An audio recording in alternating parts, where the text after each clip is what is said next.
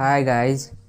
कहा जाता है कि बिजनेस करना भी टफ तो है, बट बिजनेस के बारे में बिना कोई नॉलेज रखे उसको करना एकदम स्टूपिडिटी है। आज के टाइम में बिजनेस करने के लिए एमबीए की डिग्री की कोई ज़रूरत नहीं होती। आज हम इस बुक के 5 लॉज को समझेंगे जो बिजनेस के कोर फाउंडेशन होते हैं। So let's begin. Number 1, the value creation. एक प्रॉफिटेबल बिजनेस बनाने के लिए जिस चीज़ की सबसे ज़्यादा ज़रूरत होती है वह है एक प्रोडक्ट। एक ऐसा प्रोडक्ट जिसकी लोगों को ज़रूरत है बट इस टाइम मार्केट में उसकी कमी है। साथ ही जो भी चीज़ कस्टमर के लाइफ को थोड़ा भी बेटर बना दे उसे हम वैल्यू कहते हैं। यह किसी प्रोडक्ट के फॉर्म में हो सकता है या फिर किसी एक्सपीरियंस के फॉर्म में। आज दुनिया के टॉप ब्रांड्स और कंपनी इन्हीं चीज़ों पर फोकस किया है और इसी सोच से आप भी लॉयल कस्टमर बना सकते हैं। लेकिन इससे पहले आपको बिजनेस को लॉन्ग रन में चलाने के लिए इन चीज़ों को फॉलो करना होगा।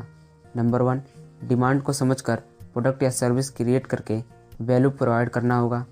नंबर 2, लोगों की ज़रूरतों को पूरा करना होगा।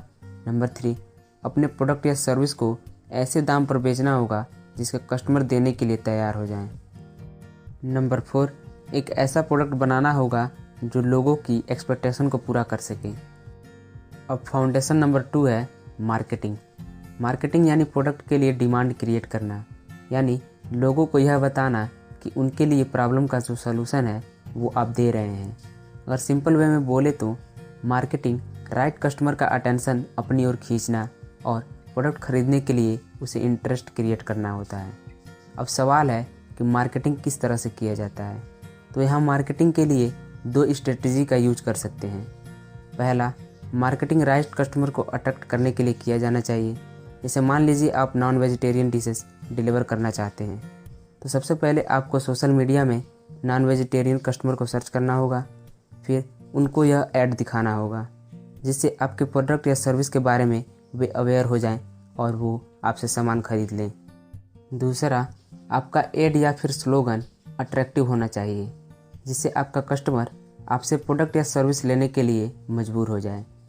इसके साथ ही आप चाहें तो साइंस ऑफ अर्जेंसी का भी यूज कर सकते हैं, यानी अपने कस्टमर के बीच अर्जेंसी क्रिएट करें कि आपका यह ऑफर केवल लिमिटेड टाइम तक ही वैलिड है।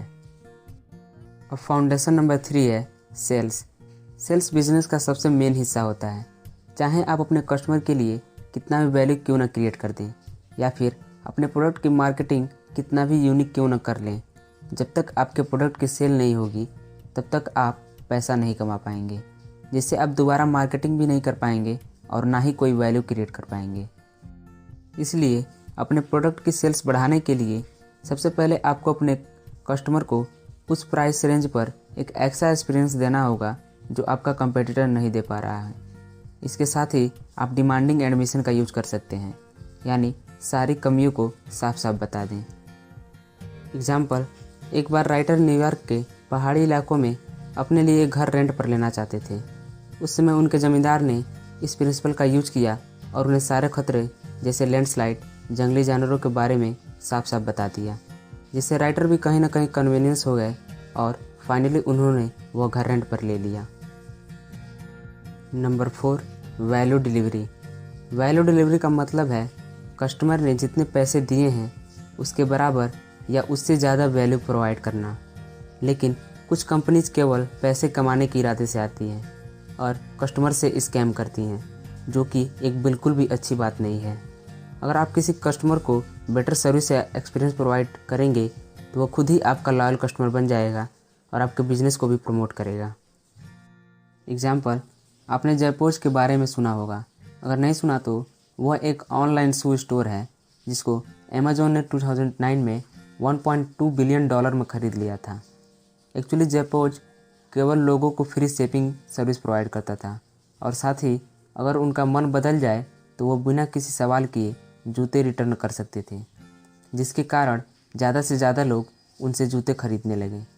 जयपोज की यही एक खासियत थी कि जूतों को 3 से 7 दिन के अंदर वो डिलीवर करने का वादा करते थे, बट आर्डर देने के दूसरे दिन ही वो जूते डिलीवर करके कस्टमर को सरप्राइज कर देते थे।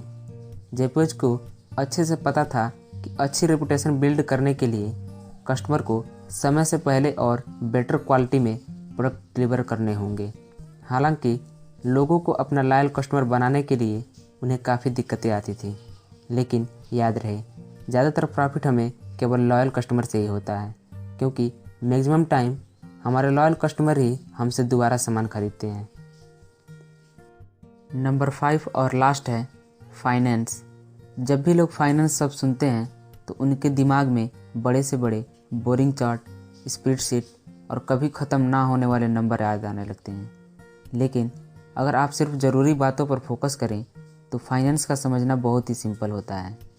फाइनेंस वो नॉलेज और साइंस है जिसका काम ये देखना है कि बिजनेस में पैसा कहाँ से आ रहा है और कहाँ से जा रहा है।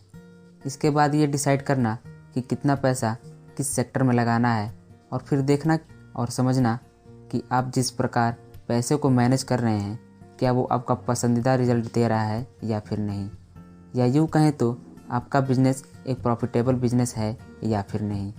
लेकिन बिजनेस सिर्फ प्रॉफिटेबिलिटी के बारे में नहीं है, पैसा तो बस इसका एक टूल है। अगर आपका प्रॉफिट फिगर बहुत बड़ा नहीं है तब भी आप एक संतुष्ट और हैप्पी बिजनेसमैन हो सकते हैं।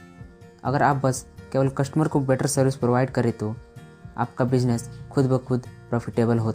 अब कंक्लूजन की बात करें तो जैसा कि हमने बिजनेस के 5 मेजर फैक्टर के बारे में जाना। नंबर 1, वैल्यू मेकिंग, यानी सबसे पहले कस्टमर के नीड को आइडेंटिफाइड करें और फिर मार्केट में उस सर्विस की अवेलेबिलिटी को चेक करें, फिर प्रोडक्ट को लॉन्च करें। मार्केटिंग, सर्विस लॉन्च करने के बाद लोगों को इनकी इन्फॉर्मेशन पहुंचाएं। सेल्स, अपने कस्टमर को ऐसा एक्सपीरियंस दे जो आपका कंपेटिटर न दे रहा हो, ताकि वे आपसे ही आपका प्रोडक्ट खरीदें। 4, वैल्यू डिलीवरी, अपने कस्टमर को उनके पैसे के बराबर या उससे ज़्यादा वैल्यू सर्विस प्रोवाइड करें ताकि वे आपके लॉयल कस्टमर बन जाएं। 5, फाइनेंस, अपने बिजनेस में आने वाले और जाने वाले पैसे का हिसाब रखें ताकि आप उसको अच्छे से मैनेज कर सकें। नाउ ये कुछ चीज़ें मैंने आपको जॉस कॉफमैन की बुक द पर्सनल MBA से बताई है।